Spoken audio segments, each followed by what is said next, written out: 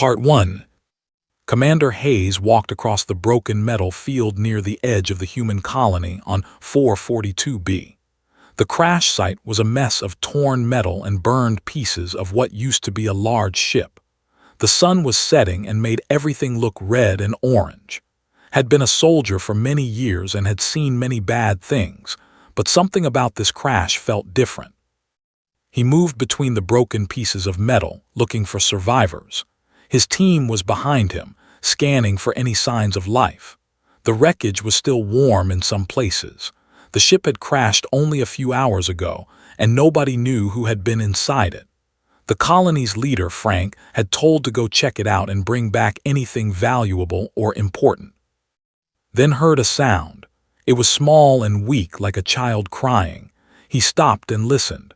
The sound came again from under a large piece of twisted metal, moved toward the sound, pushing away chunks of broken ship with his hands. His gloves were thick and protected his skin from the sharp edges. Under the metal he found a child, but this was not a human child. The creature had blue skin that shined like water under the red sunlight. It had 4 arms instead of 2. Its eyes were large and black, and they were closed. The child was not moving much but could see its chest going up and down. It was alive. Called his team over, and they worked together to move the heavy metal away from the child. Dr. Wells arrived in the medical transport. She was the best doctor in the colony and had worked with many alien life forms in her research. She looked at the child, and her eyes became wide with shock. "This is she said. "A young one, maybe 10 or 11 years old in their years. Knew about They were a strong and smart species that ruled a huge part of space. They were known for being very hard and not caring about other species. They believed in power and strength above everything else. They did not make friends. They made slaves or enemies." "Can you help her?" asked. Looked at the child again. The young had bad cuts on her arms and legs. There was dried blue blood on her skin. One of her eyes was swollen shut. Her left arm was bent in a bad way. Did not say anything for a long moment. "Maybe," she finally said, "but she is hurt very bad. I will need to work fast." They took the child to the medical center in the colony, walked beside the transport, even though he was not a doctor and could not help. The child looked small and alone, and he did not want to leave her by herself. Frank was waiting at the medical center when they arrived. He was angry. "What is this?" he asked, looking at the child. "A survivor from the crash," said. "A survivor," Frank said. His voice was hard and cold. "Do you understand what this means? If the Empire knows we have one of their children, they will come here with weapons and fire. They will destroy this colony. This is not a rescue. This is a problem." "She is just a child," said. "She is Frank said again. "That is all that matters. We should send a message to the Empire and tell them we found her. We should say we will give her back if they pay us. That is business. That is survival." Did not agree, but he said nothing. He went to the medical room where was working on the child. She had cut away the child's torn clothes and was cleaning the wounds. A machine next to the bed made sounds and showed the child's heartbeat on a small screen. Was putting medicine into the child's arm with a thin tube. "She is very strong," said without looking up. "Most creatures would have died from these wounds, but she is still alive. I think she will live if I can keep the wounds clean and stop the poison from the infection." Stayed in the room all through the night. He sat in a hard chair and watched the child sleep. Her eyes moved under her closed eyelids. Sometimes she made small sounds like she was having bad dreams, thought about his own daughter. She had died a long time ago, back on Earth before he came to space. She had been 5 years old. She had gotten very sick and no doctor could help her. This child was alone. She had no mother or father here. She had no one to sit with her and make sure she was okay. Decided that he would be that person for her, at least for now. As the morning came, the child's eyes began to move more, came in and looked at her carefully. She changed the medicine in the tube. The child's eyes opened very slowly. They were black and large and full of pain. The child looked at. She did not move or make any sound. She just looked at him with those big black eyes. "Hello," said in a soft voice. "I am here, you are safe now." The child did not understand his words, but something in his voice seemed to calm her. She closed her eyes again and went back to sleep. Put her hand on shoulder. "You care about her already," she said. Did not answer, but it was true. In just a few hours he had started to care about this small alien child. He did not know why or how to explain it. He only knew that he would not let anything bad happen to her, not while he was alive. In the command room, Frank was writing a message to send to the Empire. He was telling them that the humans had found one of their children and wanted payment for her return. He did not know that had already decided he would never let the child go. He did not know that one human's choice to show love to a broken child would change the future of 2 entire worlds. Sat with the sleeping child and waited for her to wake up again. He did not know her name. He did not know where she came from, but he knew that he would protect her with his life, no matter what came next. Part 2. 5 days passed, and the child woke up for real. Her eyes opened and stayed open. She looked around the medical room and made a sound in her throat, a low rumbling noise that said was probably pain. Was there. He had not left the medical room for more than a few hours at a time, had told him to go rest, but he always came back. He sat in his hard chair and watched her, waiting for the moment when she would fully wake. When her eyes looked at him, smiled. "Welcome back," he said. "I am." The child did not understand his words, but the sound of his voice seemed to make her less afraid. She tried to move her left arm, the one that had been broken, and made a small sound of pain. "No, do not move that arm," said, even though she could not understand him. "It is still healing, just rest." Over the next few days, learned that her name was Lyra. She told him this by writing the letters in the air with her right hand. Said this was how young talked when they were hurt too much to speak. Lyra's writing was shaky and weak, but could read it. Started to teach Lyra about the colony. When she was strong enough to sit up in bed, he showed her pictures on his hand pad. He showed her pictures of Earth, the world where humans came from. He showed her pictures of his family. He showed her a picture of his daughter, the one who had died so many years ago. Lyra looked at the picture for a long time. Then she looked at, and her black eyes seemed to understand something that words could not explain. "You lost someone," said. She had come to check on Lyra and saw showing the pictures. Just like her, probably. They found her in that ship alone. Her family might have been in there too. Looked at Lyra with new eyes. Maybe she had lost people too. Maybe that was why the crash felt so sad to him. He was not just saving a child.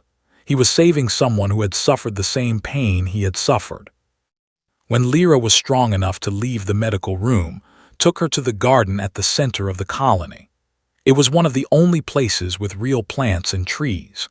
The earth plants did not grow well on 442B, but the scientists had found a way to make them live in a special building with lights and water.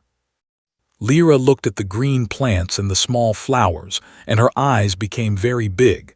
She reached out and touched a flower with one of her hands. She made a sound, not words, but something that seemed like wonder. "Beautiful, yes," said. Lyra looked at him and made the sound again. They spent many hours in the garden after that. Showed Lyra all the different plants. He taught her the names of the colors. He taught her to sit in the dirt and feel the earth beneath her hands. On Prime, Lyra had lived in big metal buildings and hard stone cities. This soft, green, living place was new and strange to her. But then the danger came. Frank was the one who first saw the ship in the sky. It was big and hard and dark, like a thing made to hurt other things. It came into the sky above the colony and stopped. Everyone in the colony felt very afraid. Frank called into the command room. There were other leaders there, people from the Earth government and the colony managers. "A patrol ship just entered the system," Frank said. They are scanning the planet. They are looking for something or someone. Felt cold inside his chest. He looked at the screen and saw the dark shape of the ship above them. They are looking for her, said. Everyone looked at her. The child, you knew this would happen, you all knew. Frank did not argue, he looked at. We have to give her back, Frank said. It is the only way. If we give back their child, they will leave us alone. They will go away. No, said. Yes, Frank said, his voice getting hard. I am the leader of this colony. I am in command. We will give them the child and we will live. That is the choice, her life for all of ours. Felt something turn inside him, something that had been sleeping for a long time. He thought about his daughter, alone and sick and scared. He thought about Lyra, broken and afraid in the wreckage of her ship. No, said again. You do not have a choice, Frank said. But did have a choice. He made it right then. He left the command room and went to find Lyra. She was in the garden, sitting in the dirt and playing with the earth plants. She was stronger now. Her arm was healing. Her eye was not swollen anymore. She was becoming herself again, but she was different. Being with had made her different. He had shown her something that teachers never could show her. He had shown her that strength was not the most important thing. That being kind was important. That helping someone who was hurt was important. We have to go, told her. We have to leave this place. He took her to the old storage building that no one used anymore. It was far from the main colony, hidden behind rock and dirt. He made a place for her to sleep. He brought her food and water. He brought her books and games. He told her to wait and be quiet. I will come back, he promised. I will keep you safe, I promise. Lyra looked at him with her big black eyes, and she trusted him. She did not understand the danger. She only understood that would not let anything bad happen to her. That night, the patrol ship sent a message. It said that they were looking for a lost princess. It said that any human who harbored the child would face the power of the Empire. It said that the child must be returned. Frank prepared a message to send back, telling the patrol ship that the humans did not have the child. It was a lie, but it was the only thing that could save the colony. And kept his promise. He did not come back to his own home. He went to the storage building and sat with Lyra through the long night, listening to the sounds of the ship above them, and knowing that everything was about to change. Part 3. The warship arrived in 3 days. It was not a patrol ship. It was huge and dark and looked like a weapon made into the shape of a ship. Everyone in the colony could see it in the sky, and everyone was afraid. Frank wanted to fight. He had weapons, but they were small and weak against a warship, wanted to hide, did not care what happened to him.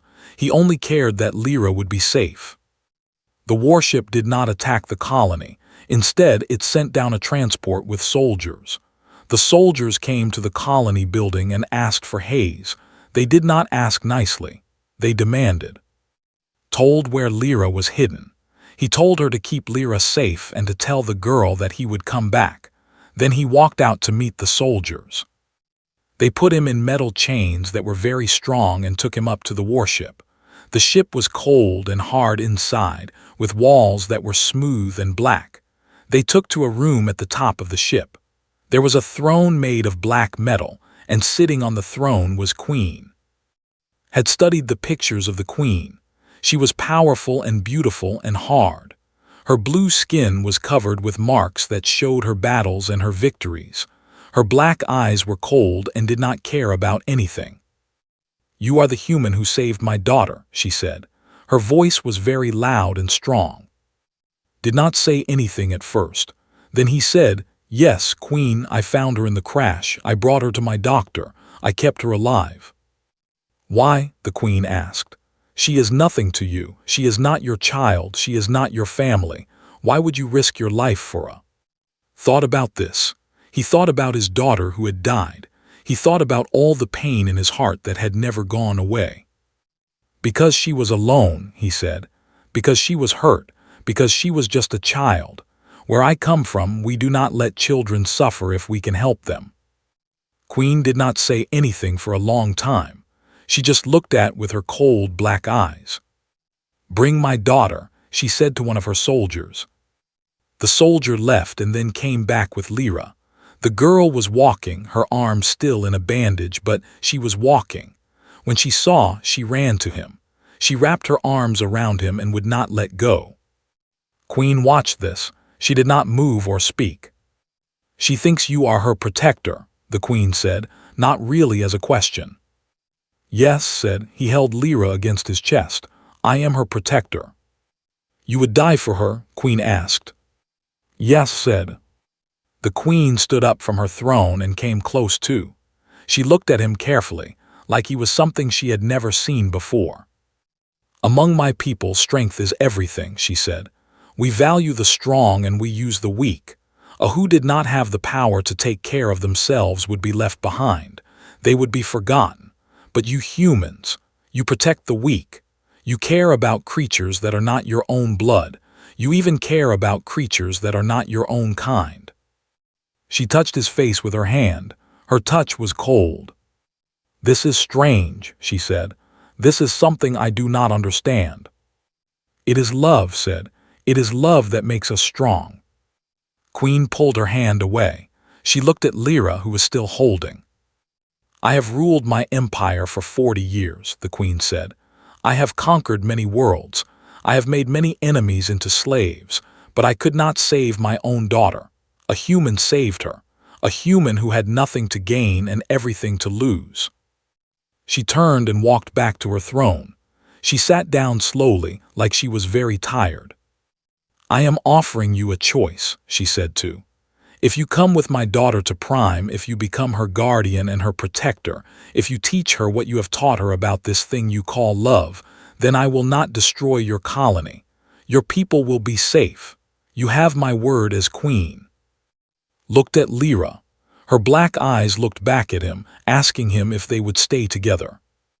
"If I refuse," asked. "Then I will take my daughter and I will burn your colony to ash," the queen said. "Not to be cruel, but because you will have taken something from me, and in my world there is always a price." Did not have to think about it for very long. He had already lost everything once in his life, and he had survived it. He would not let Lyra go through that pain alone. "I will come with you," he said. "I will protect her. I will teach her. But you must promise that no harm will come to anyone on this colony. You must promise that Lyra will be free to make her own choices when she is older." "I promise," Queen said, and in the way of speaking, could hear that this was not a lie. The queen kept her promises even to humans. Held Lyra close and felt her shake against his chest. He did not know what came next. He did not know if he would ever return to his home world. But he knew that Lyra would not be alone. He knew that he would be with her, and he would teach her that love was stronger than power, and that the smallest act of kindness could change the biggest empires. The warship turned away from the colony and jumped into the stars. It was heading toward Prime, the center of an empire, and everything was about to change. Part 4. Stood in the grand hall of the royal palace on Prime. The walls were made of black stone and silver metal that shined like mirrors. The ceiling was so high that he could barely see it. Hundreds were watching him, and every single one of them looked like they wanted to kill him. "The human," someone said loudly. "The human who thinks he can teach our princess." Did not move. He had been standing in this hall for what felt like hours, and he would stand here as long as he needed to. He had been given the title of Royal Protector of the Princess, and that meant he had power.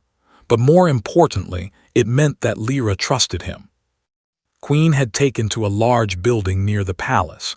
It was his home now, and Lyra's home too.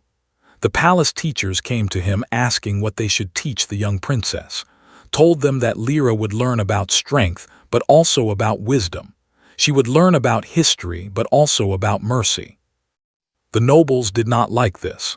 They came to again and again, asking him why he was changing their princess. They asked him why he was making her soft and weak. "I am not making her weak," told them. "I am making her strong in a new way. Can be strong and still be kind. A leader can be powerful and still care about her people. Lyra was learning fast. She was learning to read language. She was learning about human history and human art and human music. Brought her stories from Earth. He showed her how humans had fought against each other for thousands of years, but how they had also learned to forgive and to build peace. The young princes and princesses who studied with Lyra began to change too. They saw their princess learning from the human, and they wanted to learn as well. One by one, they started to ask questions. "Why do humans care about creatures that are not their own kind?" asked Prince, who was 12 years old. "Because we understand pain," said. "We understand loss. When we see someone suffering, we see ourselves in them. We see our own families. We see our own pain. That is why we try to help." The young listened to this, and something in their hard hearts began to change. But not everyone was happy about these changes. The warriors, the ones who had made the empire strong through conquest and power, they were angry.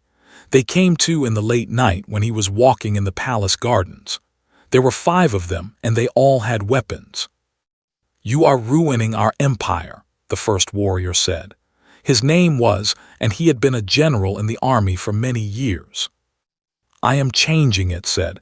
He did not reach for a weapon even though he had one. "There is a difference." "Our princess is becoming soft," another warrior said. "Because of you. You are teaching her to think like a human. That will make her weak. A weak leader will lose the empire to our enemies." Looked at the 5 warriors. He could not fight them and win, but he did not want to fight. "Come with me," he said. "I will show you something." He took them to a training room in the palace. Lyra was there, practicing with the ancient weapons of the. She was fast and strong. She had learned the fighting moves in just a few days. She moved with power and control, and when she saw, she stopped and bowed. "Show them," said to Lyra. Lyra took a staff and began to fight. She moved like water and like fire at the same time. She was stronger than a human, but she was also smart about how she used her strength. She did not waste energy on big movements. She thought about each move before she made it. When she was done, the warriors did not look angry anymore. They looked surprised. "She is still strong," said, "but now she thinks before she acts. On a battlefield, that is worth more than power.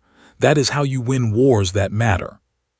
Looked at Lyra for a long time, then he looked at. "You are teaching her to be a better leader," he said. It was not a question. "Yes," said. "Then I will not kill you," said, "but I do not promise that others will make the same choice." He and the other warriors left the palace, but something had changed. They had seen that Lyra was still strong, still powerful. They had seen that learning kindness did not mean becoming weak. Queen called to her room one night. It was a room made of black stone and soft lights. The queen was sitting and looking at papers that showed maps and numbers and words. "My generals tell me that you are making my daughter into a good leader," the queen said. "My nobles tell me that you are ruining the empire. Who is right?" Sat down across from her. "Both are right," he said. "You will lose some of the old empire. Worlds that were taken by force will not want to stay with you anymore, but you will gain something new. You will have an empire that is strong because it is just, not just because it has the biggest weapons." Queen looked at him. "When I was young, I lost my father in a war," she said. "I told myself I would never be weak like him. I told myself I would never let my family be hurt again, so I became hard. I became cold. I became powerful." She paused. "But Lyra was almost taken from me and I could do nothing," she said. "A human had to save her, a human who was not even part of my world. That told me that I was strong in the wrong way." Did not say anything, he just listened. "I am asking you to help me change," the queen said. "Not just to change Lyra, but to help me change how I lead. Can you do that?" "Yes," said, "I can try." In the months that followed, began to have a new role. He was not just the royal protector of the princess. He was also an advisor to the queen. He went to meetings where the empire made big decisions. He told them about mercy and justice. He told them about what he had learned on Earth, about how empires that took care of their people were stronger in the long term than empires that ruled by force. Some of the old generals and warriors left the empire. They did not like the new way, but others stayed and they saw that things were working. Trade increased. Wars became smaller and shorter. The people who lived in the empire became happier. And through it all, Lyra grew stronger and wiser. She learned to be a leader who cared about her people. She learned to be powerful without being cruel. She learned that the greatest strength came from love, just like had taught her in that medical room on a small human colony so far away from home. Did not know it yet, but the hardest test was still coming. There would be warriors who would not accept the new way, no matter what. There would be a time when would have to choose between violence and peace, and his choice would change the future of a galaxy. Part 5. 2 years had passed since came to Prime. Lyra was becoming a young woman now, strong and wise beyond her years. Queen had changed the laws of the empire. Harsh punishment had been replaced with justice. Slavery had been abolished. Conquered worlds were given a choice to stay in the empire or to leave peacefully. Many of the old warriors did not like these changes. They saw their empire becoming smaller and weaker in their eyes. They did not understand that true strength was growing, not shrinking. It started with a meeting in the morning, was called to a room in the palace where Queen was waiting with her generals. General was there, and other warriors had come to know and respect, but their faces were serious and afraid. "My generals have information," Queen said. "There is a plot to remove me from power. Some of the old warriors believe I have betrayed the empire. They are gathering soldiers in the lower cities. They plan to attack the palace and take control." Felt cold inside his chest. "How many soldiers?" he asked. 3,000, said. "Maybe more. They are calling themselves the Pure Ones. They believe the empire should return to the old ways of conquest and power." "When do they attack?" asked. "In 2 days, another general said, "when the moons are dark and they cannot be seen from the sky." Stood and walked to the window. He looked out at the city of Prime, at the tall buildings and the lights of millions of living their lives. "If we fight them head-on, there will be many deaths," he said. "Yes," Queen said. "Our soldiers are good, but so are theirs. Many will die, families will be broken, mothers will lose their sons and daughters." Turned back to look at the Queen. "Then we will not fight them head-on," he said. For the next day and a half, worked with the generals and with Lyra. He made a plan. It was a plan that did not use weapons, or at least not the kind of weapons that killed people. When the Pure Ones attacked, they found the palace almost empty.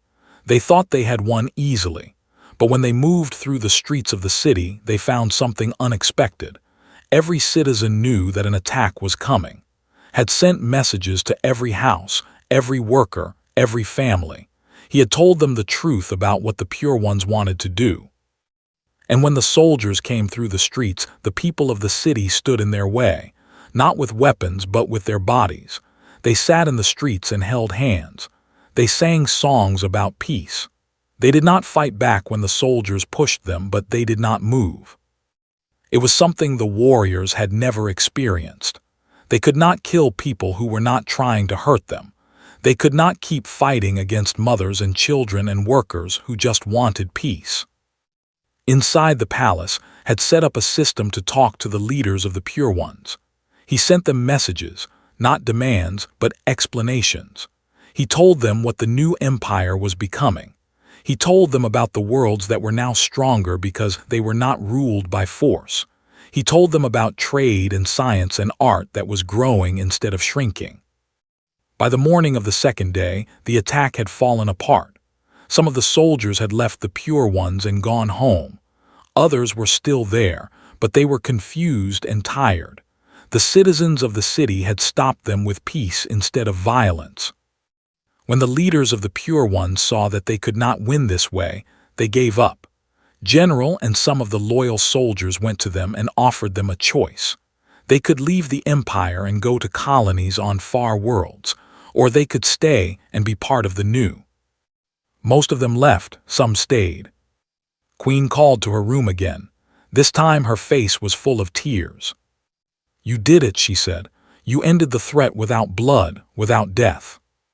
"Not me," said. "Your people did it, they chose peace." The queen looked at him carefully. "I am getting old," she said. "Not old in years, but old in my heart. I have been a warrior for so long that I am tired of fighting. I am tired of pain." She stood and walked to a window that looked out at the whole city. "I am asking you to take a new role," she said. "I am asking you to be the Minister of Education and Peace for the entire empire. I want you to teach all the what you have taught my daughter. I want you to show them that strength and kindness are not opposites. They are friends." Felt something turn inside him. He thought about his life on Earth before he came to space. He thought about his small life and his small importance. He thought about how one choice to save a child had led him here, to a palace on an alien world where he could change the future. "I will do it," he said. In the months that followed, Lyra became the empress of the empire, stood beside her, not as a servant but as an equal. He opened schools where learned about mercy and justice. He worked with other empires and worlds, showing them that cooperation was stronger than conquest. The old colony on 442B heard the news. The humans there were safe, just as had promised, and more than that, they became important. The humans had something valuable to teach, something they had never fully understood. They had learned how to be strong without being cruel. Had a home in the palace now. It was made of black stone and silver metal, but he had filled it with plants and soft lights. Sometimes he stood in the gardens at night and looked at the stars. He thought about his daughter, the one who had died so many years ago. He thought about Lyra, who had become like a daughter to him. On the day Lyra was crowned empress, stood beside her. She placed her hand on his shoulder, just like she had done when she was a small hurt child in a medical room. They cheered, not because was human, but because they had learned to see him as something more important. They saw him as a teacher. They saw him as a friend. That night wrote a message to the colony on 442B. He told them that he was home now, not because he had returned to Earth or to the colony, but because he had found a place where his life had meaning. He had found a place where his choices mattered. And in the growing years that followed, the empire changed slowly but surely. Wars became rare. Slaves were freed. Other species were treated with respect instead of fear. And it all started because one human had the courage to save a child who was not his own, and to teach her that love was stronger than power. Hayes had come to space as a soldier and a commander, but he had become something more. He had become a bridge between worlds, a teacher, a friend, and a father to a child who needed him. And he had changed the future of a galaxy with nothing but kindness and wisdom.